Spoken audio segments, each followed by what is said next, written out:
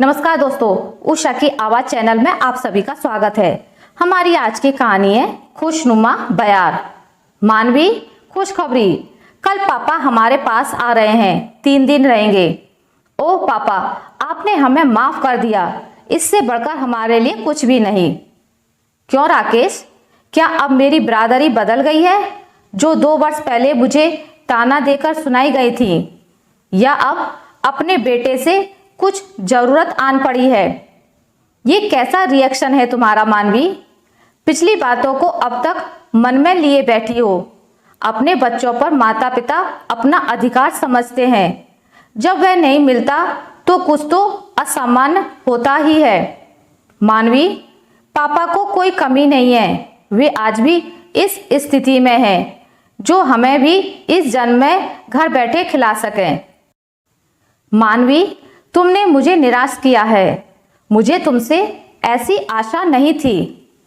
अच्छे बड़े व्यापारी शंभू जी के जीवन में हलचल तब मच गई जब इकलौते बेटे राकेश ने अपनी मां के सामने एक गैर बरादरी की लड़की से शादी की बात कर दी।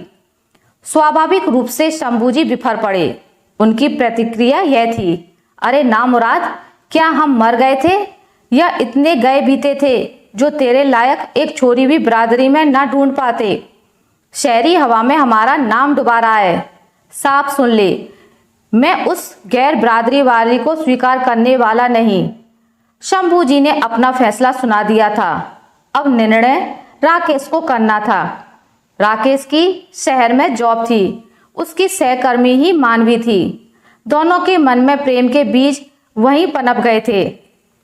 दोनों ने कोर्ट मैरिज का निर्णय लेकर सूचना अपने अपने घर वालों को भेज दी। जैसा सोचा था, दोनों के घर वाले नहीं आए। लगभग 6 महीने पहले ही राकेश की मां का देहांत हो गया। सूचना मिलने पर राकेश ही गया। कोई बखेड़ा खड़ा ना हो इसलिए वह मानवी को लेकर नहीं गया। मुखाग्नि राकेश से ही दिलवाई गई। पहली बार राकेश ने महसूस किया कि उसके पिता नितांत अकेले हो गए हैं और अपने स्वभाव के विपरीत चुपचाप रहने लगे हैं।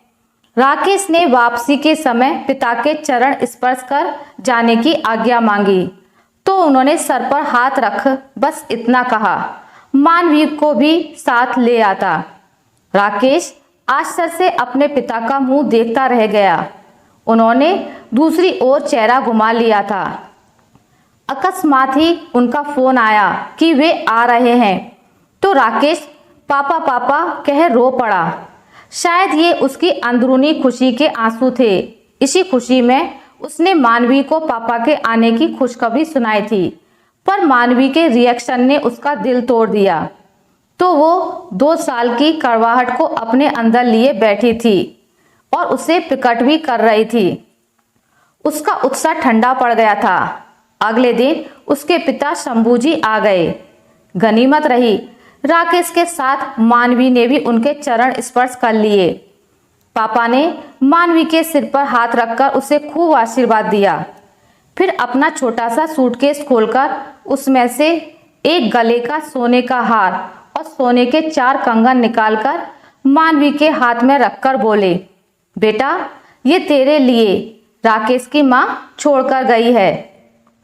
कह रही थी मानवी को तो देख नहीं पाई, कम से कम उससे इन्हें पहनने को जरूर कह देना। तब लगा, बेटी मैंने अपने बच्चों के साथ बहुत अन्याय कर दिया है। अरे बच्चों पर क्यों, मैंने तो अपनों पर ही अत्याचार कर दिया है। अपनी झूठी आन मान में हमने अपने बच्चों को ही खो दिया। राकेश की माँ मानवी को देखने को अंत तक तड़पती रही, पर मैं ही निर्दयी निकला। पता नहीं ऊपर बैठी वो मुझे माफ भी करेगी या नहीं। पापा की बातें सुन मानवी की आंखों से आंसू झरझर बह रहे थे। शंभू जी 3 दिन बाद जाने को हुए तो मानवी गले में राकेश की मां का दिया हार और हाथों में कंगन पहनकर दौड़ी आई। पापा अब आप कहीं नहीं जाएंगे, यहीं रहेंगे हमारे पास, अपने बच्चों के पास। कहते कहते मानवी शंभू जी के पैरों से लिपट गई। राकेश आज भी आश्चर्य में था मानवी का यह रूप देखकर। शंभू जी ने अचकचाकर राकेश और मानवी को अपने गले से लगा लिया। आशा करती हूँ आपको मेरी आज की कहानी अच्छी लगी होगी। अगर आपको मेरी कहानी अच्छी लगी है तो इसे लाइक करें, ज़्यादा से ज़्यादा शेयर करें और अगर आप मेरे चैनल पर नए हैं तो इसे सब्सक्राइब करना ना भूलें। मिलते हैं एक नई कहानी के साथ, तब तक के लिए नमस्कार।